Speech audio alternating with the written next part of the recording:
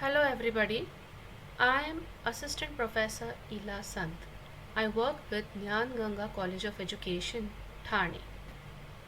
Today's topic is Attention Deficit Hyperactivity Disorder. Attention Deficit Hyperactivity Disorder, or most commonly it is also known as ADHD. It is called as ADHD. According to DSM-4-3, ADHD is characterized by pervasive and impairing symptoms of inattention, hyperactivity, and impulsivity. The World Health Organization, that is WHO, 4 uses a different name, hyperkinetic disorder HD, but lists similar operational criteria for the disorder.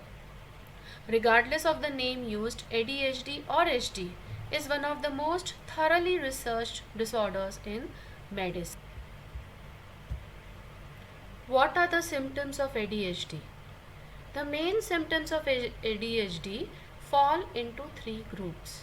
One is inattentiveness, second is hyperactivity, third is impulsivity. I would like to give you some examples. Inattentiveness. A person is, or a child you can say, is not able to pay attention. What the teacher is teaching in the class, what is she saying, not able to focus to the lecture or whatever the teacher is teaching. Hyperactivity, cannot sit in one place. What is impulsivity? It is the person or the child is not able to control behavior. Some people with ADHD have mainly inattentive symptoms. Some have mainly hyperactive and impulsive symptoms. Others have a combination of different symptom types. Those with mostly inattentive symptoms are sometimes said to have attention deficit disorder. They tend to be less disruptive and are more likely not to be diagnosed with ADHD.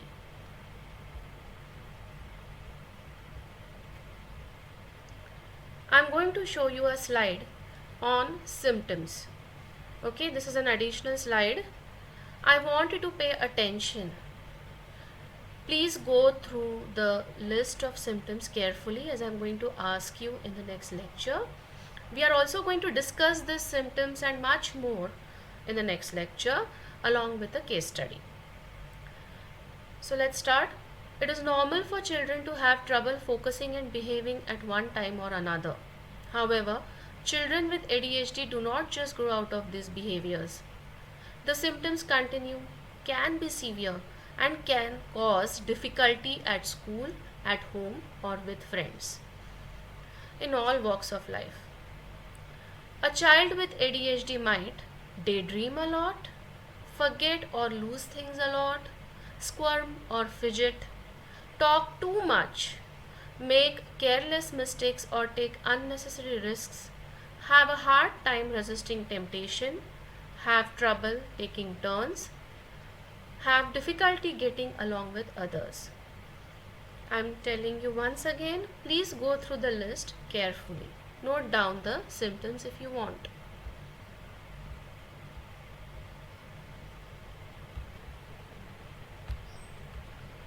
Let's discuss the causes of ADHD quickly. Scientists are studying causes and risk factors in an effort to find better ways to manage and reduce the chances of a person having ADHD. The causes and risk factors for ADHD are unknown, but current research shows that genetics plays an important role. Recent studies of twins link genes with ADHD. In addition to genetics, scientists are studying other possible causes and risk factors including brain injury, exposure to environmental hazards or toxins like lead during pregnancy or at a young age, alcohol and tobacco use during pregnancy, premature delivery, and low birth weight.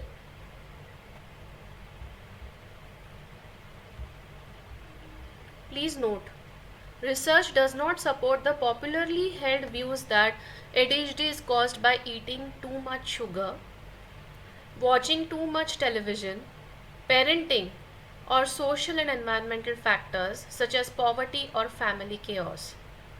Of course, many things, including these, might make symptoms worse, especially in certain people. But the evidence is not strong enough to conclude that they are the main causes of ADHD. So, whenever a small child in the house demands something sweet at night, please try to give the child little bit of it, but still I would suggest that avoid sweet things at night before bedtime. Another thing, too much of television. Yes, certain limits have been set for toddlers. More than 2 hours of television viewing is not recommended. You can Google for the same and find out more information about that, or even in the books also nowadays you will get to know about these kind of research studies. Let's see how ADHD can be managed.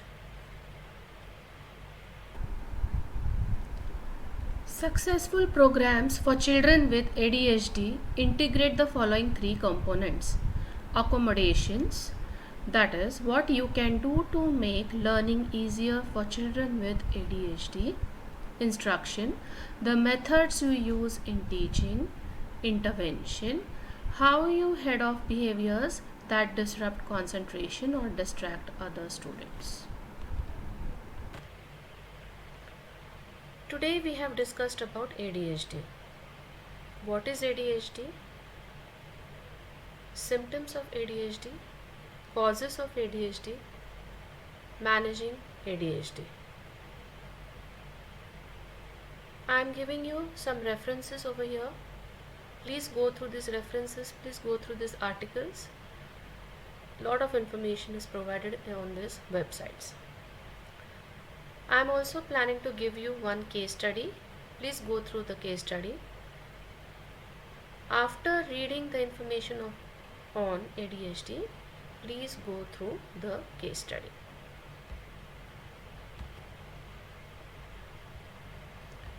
This is the case study. Please read this carefully. You will understand more about ADHD. Thank you.